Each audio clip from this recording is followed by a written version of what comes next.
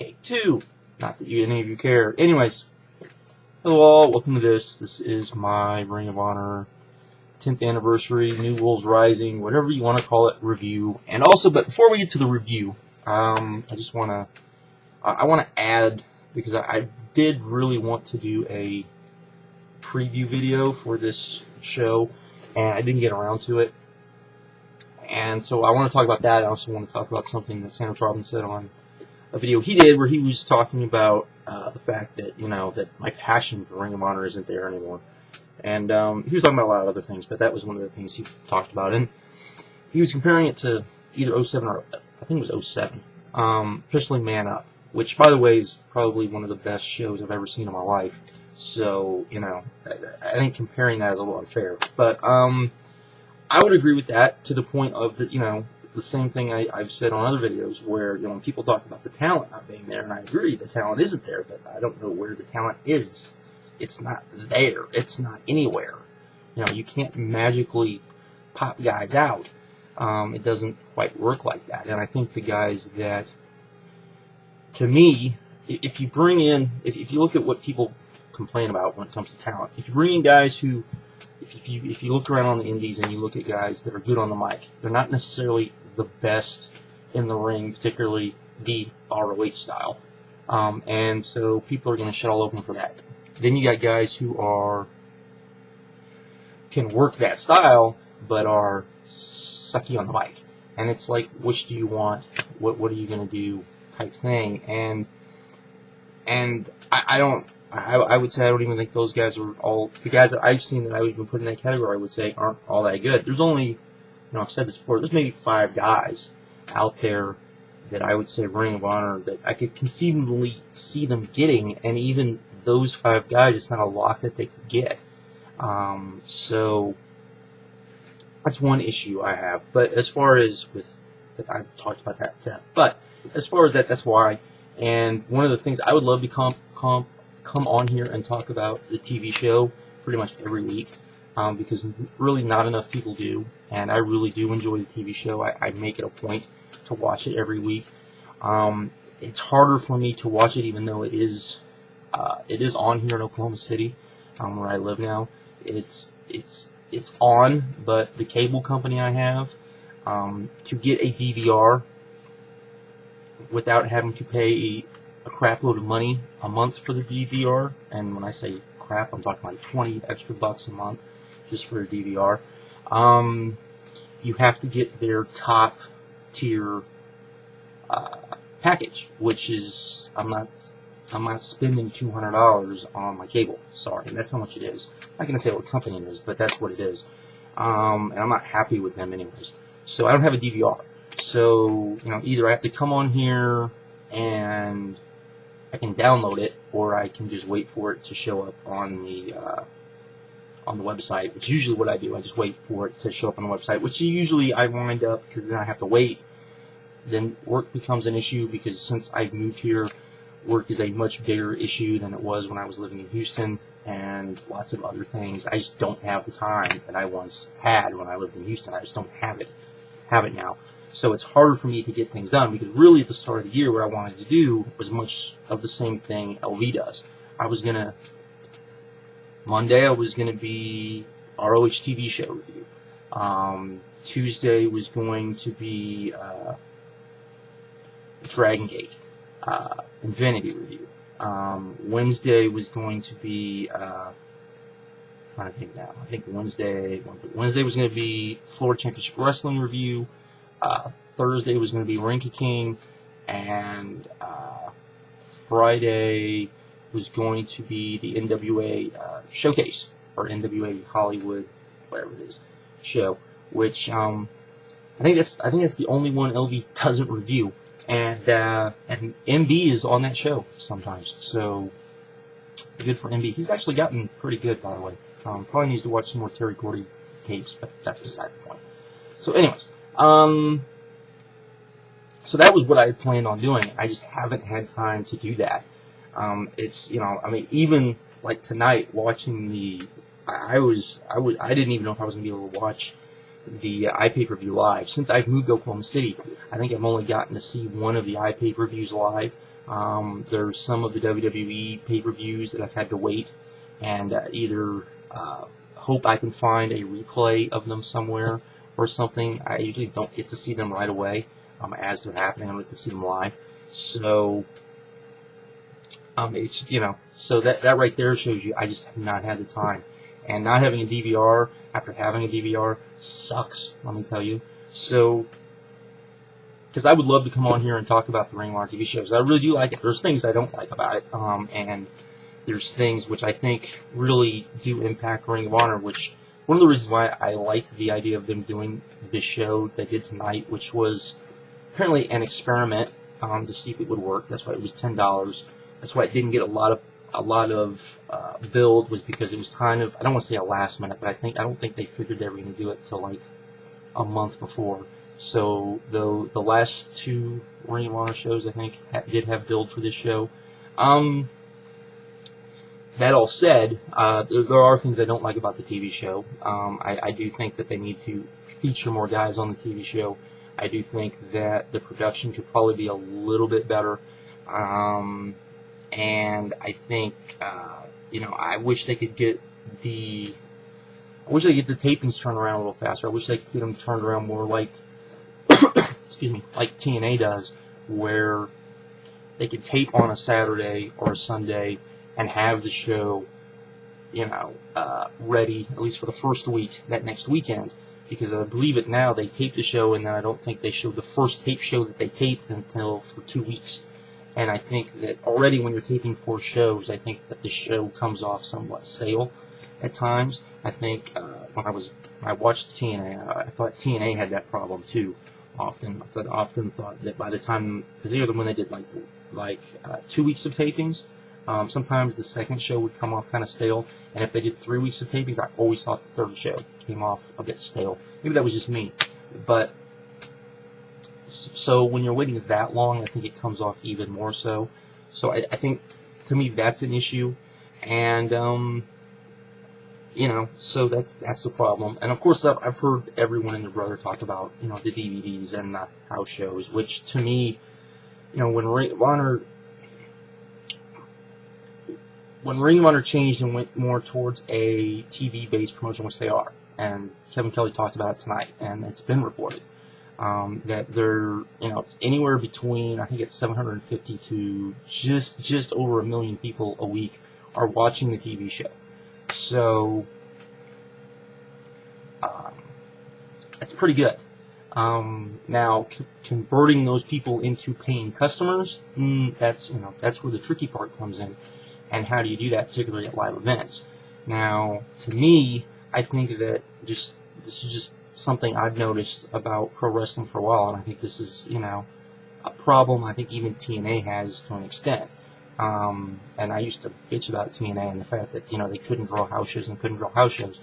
And now, and just seeing kind of the mentality that I think people have, I think it's hard to get people, if you're not WWE, to go to a house show, a non-televised show, because people either A, want to see a pay-per-view, or B, want to be on TV. Now, yes, you can do the DVD tapings. My issue with the DVD tapings is the fact that okay, if you're doing, let's say they're not doing 52 weeks of TV. Let's say they're doing 48 weeks of TV, which I think is what if they taped all year last year, I think that's what they would have wound it up doing. Is 48 weeks of TV. So you're doing 48 weeks of TV. Now you're going to do, 6 pay-per-views, okay, and then you're going to do, then on top of that, you're going to add another, 20 house shows maybe? I mean, that's a pretty good number of shows, and I don't know how you do that without running through, but if you're not going to do a traditional house show, which I don't think would draw, I don't know how you would do that. You know, that's kind of, I wish Ring of Honor could do a different type of taping schedule, somewhere where maybe they only stayed in the Northeast for the majority of their tapings, and the Sinclair guys just kind of followed them around, and, you know, there was matches maybe from every house show on the TV. It wasn't just, you know, start taping here and here, you know, type of thing. Oh, here's a match from this show. Here's a match from this show. Throw some promos in between. Here's a promo from this show, type of thing. I think that way you could at least get people in going, oh, there's TV's going to be there. Oh, TV's going to be there, and you can draw a little bit better. But you know, that's to me, that's just a problem that everybody has right now. And again, you know, the thing is how do you convert those people that are watching the TV to buy a pay-per-view, let alone an internet pay-per-view, which is still kind of new and people aren't used to, and all that sort of thing. So, anyways, there we go there. So, anyways, after I've talked about all of that, let's actually talk about the pay-per-view, or the iPPV as it was. I really liked this. I would probably actually say this was a great pay-per-view, but it did have some technical issues which drove me crazy, particularly since, you know, they're trying to do things, but I think they're trying to do too many things, and then it bogs down the pay-per-view by trying to do, you know, instant replays, which are sucky, and, you know, the audio going up and down, up and down, up and down, all of that sort of stuff. But anyway, so we started the show, and, let me talk about what I wanted to talk about as far as the preview of the show, because a lot of people were kind of down on this, and one of the things I think Ring of Honor did a bad job of is, I think, you know, they announced it this weekend on TV that Chikara was going to be there, and actually did a pretty good job of explaining what Chikara was and who Chikara was and all that stuff. I really think they needed to announce that they were going to be there last weekend as far as the internet, or at least put it up on a video wire, so that us, the diehards, which are the ones that are going to buy the iPay-per-views, would have known that, and I think that would have gotten people a little bit more excited. Not that it amounted to much, though it did amount to a pretty great segment, I will say, but it didn't, you know, it wasn't that big of a deal, but I do think that they should have, you know, hyped that up just a little bit more myself. So, but I'll get to the Chikara stuff here in a minute. But anyways, we started off the show, the iPPV, with All Night Express, Rhett Titus making his return, versus World's Greatest Tag Team. I liked this. I probably liked this a little bit more than a lot of other people, only because I like old school tag team matches. This was very much an old school tag team match. For all of the bad that World Greatest Tag Team has going for them right now, the one good thing is they are probably the one true heel type of, I would say, group, maybe, that Ring of Honor has, and that you can actually do kind of a babyface in peril. You know, if you take, for example, Roderick Strong. Roderick Strong is a heel, but often in a match, if he starts, you know, doing good and that stuff, fans will cheer him. You're not going to see that with World's Greatest Tag Team necessarily. So you can actually do kind of an old school tag team booking type thing. And on a show that had, 4 tag team matches, I think he had to at least have one match like this. So I actually kind of enjoyed this, even though I wasn't thinking about that at the time. But I just liked the fact that it was an old school tag team match. It was pretty good. I'm not going to say it was great, but it was pretty good, and I enjoyed it for what it was. Then we had Mike Bennett taking on Homicide. I'm not someone that completely hates Mike Bennett. I think Mike Bennett has his place in Ring of Honor, which I think is good. Is he the best guy in the ring? Not necessarily, but I think that, you know, I think he feels his role very well, and playing the role of a sports entertainer in Ring of Honor. Taking on Homicide, who, you know, my ship sailed with Homicide. Even though you know, Homicide, I still enjoy watching. I still get a kick out of watching him, but, you know, I don't necessarily watch him thinking I'm going to get a great match or a great performance out of him. I watch him just more of, you know, ooh, cool, it's Homicide. And they did their brawling thing, and Homicide did his thing, and it was an okay little match. It wasn't anything, you know, great or stupendous or anything, and there was definitely some fun aspects of it, so it was fine for what it was. Then we got Roderick Strong and Michael Elgin, who I am high, you know, I'm high on Michael Elgin. If you've heard me, you know, I was probably high on Michael Elgin before a lot of other people were. Taking on TJ Perkins and Amazing Red. This was really good. Amazing Red kind of making his return, and I really, really liked this match. Thought this was a lot of fun. Was a good kind of change of pace. Just really good. I'd love for them to somehow find Amazing Red a spot somewhere on the roster, though I don't know exactly where you would find him a spot on the roster, because as it is, I think that they're starting, there's only so many guys you can put on TV, and there's, and then trying to find pay-per-view spots as well, but I really like this, so, really good match, so, there we go.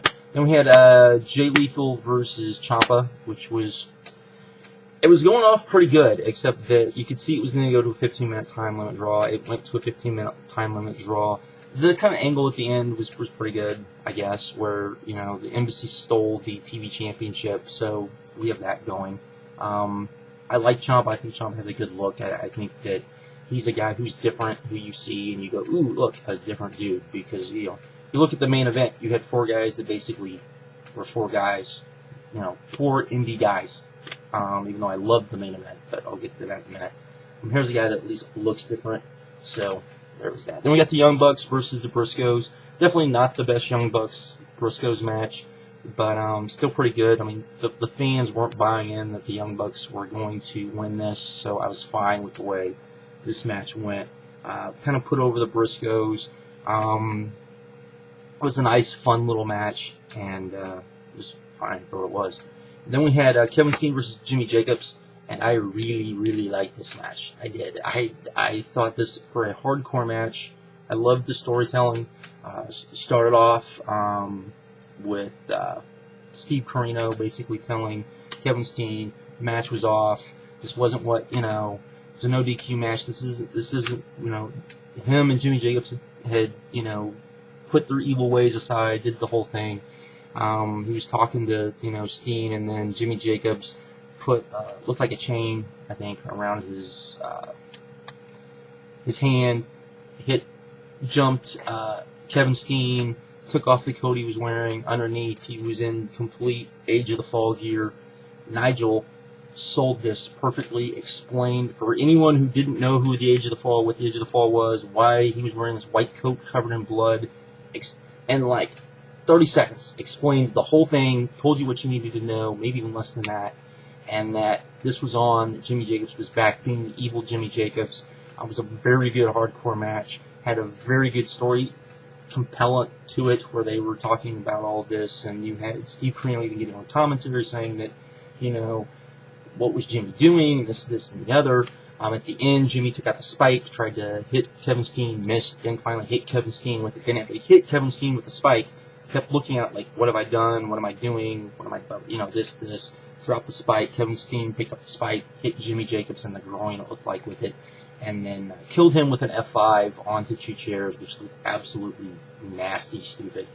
But the match itself was really good, and I really enjoyed it. So, yeah. Then we had the main event, and I'm sure there's people that didn't enjoy this main event as much as I did, and I completely understand. I'm sure some people probably thought this went way too long. I didn't. I'm not lying when I say that I was watching this before the match. I was like, I hope this doesn't go 40 minutes. And then while I'm watching the match, I didn't even look to see how much time had gone by, and I looked down. And it had been like, we were already at like 30 minutes, and I hadn't even noticed. I truly, really, really liked this match. I loved the mat work that we saw. Probably the only thing I didn't like was when they, were set in the middle of the ring doing the kicks and the chops and the punches. Though I did like the, Don Fry, I can't think of the Japanese guy's name. Just set in the middle of the ring, O'Reilly, just sitting in the middle of the ring, just beating the crap out of each other. I did like that part, but really good stuff. I just loved this. I was just like, oh my god, after getting in, I just thought this was an amazing match. The ending, crossbody, really, after we'd seen all that stuff, that was a little, in my opinion. But really, really enjoyed it. Loved Adam Cole going over. I thought that was really cool. Something we didn't see, got me really excited. And of course, then we had Kevin Steen, and who came out. Wasn't the first time we saw Kevin Steen. Of course, they, during the show, because they had announced that Chikara was there, they brought out Eddie Kingston. actually said, hey, this is the grand champion, all of this. They were interviewing him. Kevin Steen interrupted him, talked to him. They cut great promos on each other. Kevin Steen started running down Chikara, and Eddie Kingston went nuts on him. So I'm guessing that's what we're going to see. I was really hoping myself that what we would see would be Eddie Kingston come out and basically challenge Davey Richards and say, you haven't. When was the last time you defended a championship? All this stuff, and run down Davey Richards, and at somewhere down the road, see both of them maybe do it. Now, I wouldn't say title for title, but some sort of match down the road. But that's not what we got. We got this, which was fine. Kevin Steen taking on Eddie Kingston, in my opinion, would be awesome. They had a really good brawl, and then at the end, with the rest of the Chikara guys, which they announced were going to be in Miami, which I'm going to be at, which I'm very happy for, because hopefully we get something, maybe a 6-man or an 8-man with the Chikara guys, which I would really like to see. So, you have that. But then he came out at the end, ran down Davey Richards, was really good, basically said, got the crowd to do the fuck Jim Cornette chant, which there's a part of me, and I haven't talked about this, there's a part of me that thinks that some of the things we've seen in Ring of Honor is actually a way to try to get that reaction, because I think somewhere down the road, what we're probably going to wind up getting is more of Kevin Steen versus Jim Cornette, Kevin Steen versus Ring of Honor, and Jim Cornette representing Ring of Honor type thing. I think that's probably where they're going to go, and they're going to maybe turn Jim Cornette heel and, try to keep Kevin Steen face. I don't know about that, but just saying. But I thought that was really good. And, he did a line where he said, what did he say? You jiu-jitsu jackass or something like that. And then after he said it, he goes, trending worldwide, basically mocking The Rock, that was a great moment. It wasn't trending worldwide, but it was a great moment. So that was awesome. But overall, I really liked the show. I thought it was a very entertaining show. Like I said, I would score this higher if it wasn't for the fact of the production issues with the audio and all that sort of stuff. But I really liked the wrestling on the show. I thought it was a pretty good show. I would recommend it for $10. This was only a $10 show. And and really I think this was a way to kind of build up in some regards to the WrestleMania shows. The commentating I thought was pretty good. Kevin Kelly came over a little too much, but I thought Nigel did an excellent job of selling pretty much every match, letting you know what you need to know about every match. He's just so awesome at this role. It's just so irritating to have to listen to what we have to listen to normally. But I thought that was really good. One other little thing I have to say about Ring of Honor.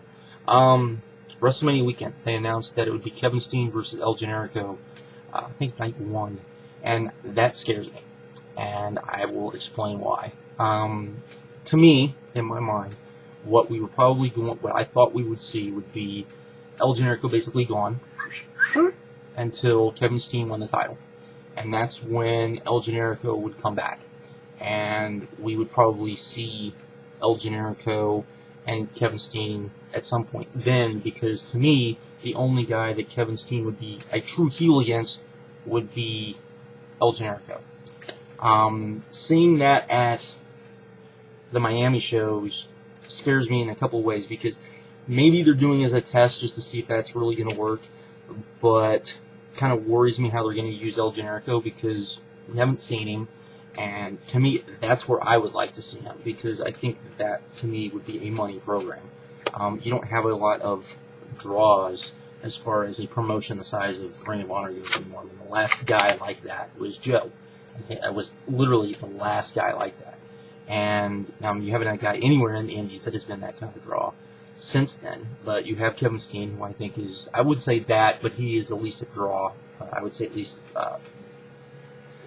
a Bryan Danielson draw, who was, by the way, the most over guy on the show. I will say, we kept getting yes chants, which I guess was fitting that he was the single most over guy at the Ring of Honor's 10th anniversary show.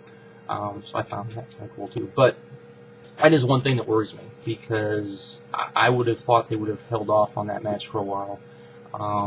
But we'll see. I'm sure I will talk more about the Miami shows at a later date. I believe there is still some stuff to be announced. So so far those shows are looking pretty damn good, in my opinion. So looking forward to those. But anyways, that's my review. And there we go. So that I am out. Time for me to wash all of that behind me. Later.